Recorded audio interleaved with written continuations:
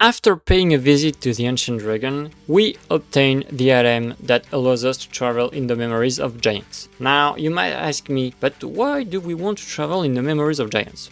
Well, we want to get giant souls so we can fight Vendrick and finally bring him down. Because if you fight Vendrick without giant souls, well, it's like the Ancient Dragon fight, but 10 times worse. So no, you definitely don't want to do that. Getting as much giant souls as possible will allow you to fight Vendrick without having to deal 10,000 billions of damage to him. Now, there are 4 memories to explore, and one of them contains a boss fight. If you take too much time to get out of the memory, the game will eject you automatically, which isn't good if you like taking your time and exploring everything. Theoretically, you have largely enough time to do everything, but some players may want to take their time a lot and will get expelled from the memory, meaning they'll have to start it again.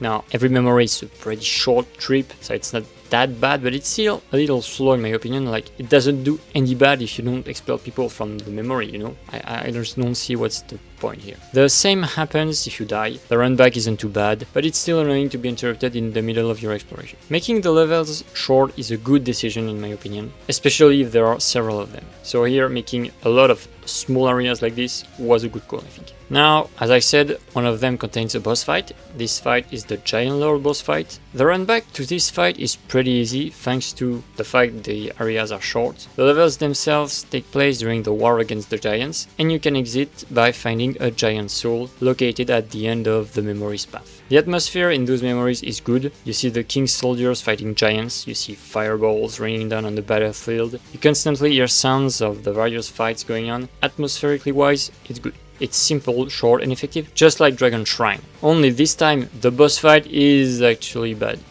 Yeah, it's better than the Ancient Dragon, but it's not good.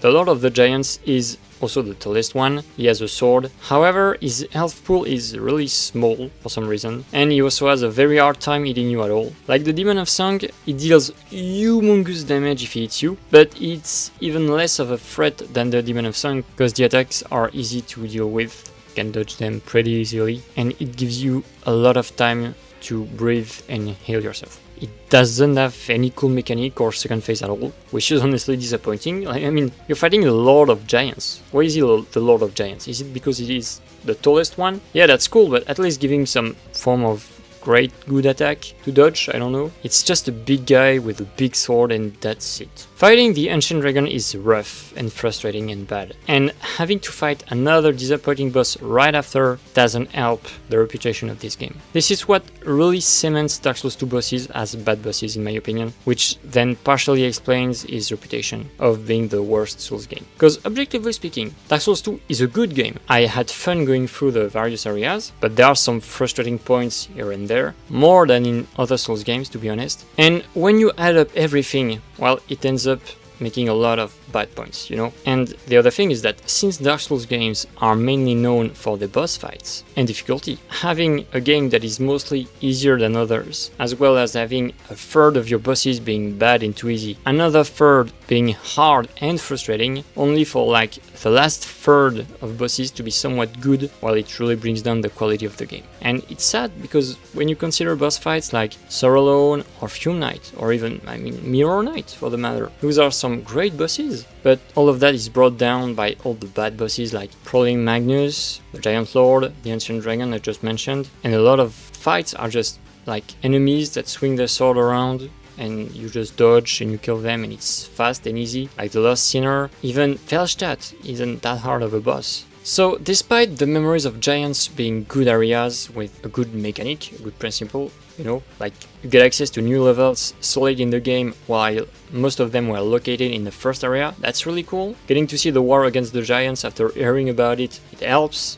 The world building of Dark Souls 2, it's good, but having the boss at the end being bad, again, such a missed opportunity. I like the giant memories, but it would have been even better with a good boss at the end. And you don't have to make the most complicated hard boss ever, but at least give some variety to his moveset, because right now it's just bad. It's easy, so it's not as frustrating as the Ancient Dragon, the run back is also easy, so that part is fine, you know. But here, it's not a hard fight that is frustrating, it's a bad fight that is too easy, and it is sad, again. Overall, I would change the Giant Lord boss fight in a remake, and the rest of the Giant Memories are just good in my book, so I would just let them be like they are. Now, since the Giant Lord isn't as bad and frustrating as the Ancient Dragon, I'm still gonna give the Giant Memories an 8 out of 10. I'm going to be more generous than with Dragon Shrine, but I still think it's a big missed opportunity. Anyway, thank you for watching. We're almost done with the Dark Souls 2 areas. Like, after that, there are the DLCs. I'll make one video for each DLC. Then you have Dark Chasm of Old with the Dark Locker boss fight. And finally, the Throne of Want, the Vendrick fight, the Throne Centurion Watcher fight, Nashandra, and of course, the big final boss, Aldia. Thank you for watching. I'll see you next time for those videos. Bye.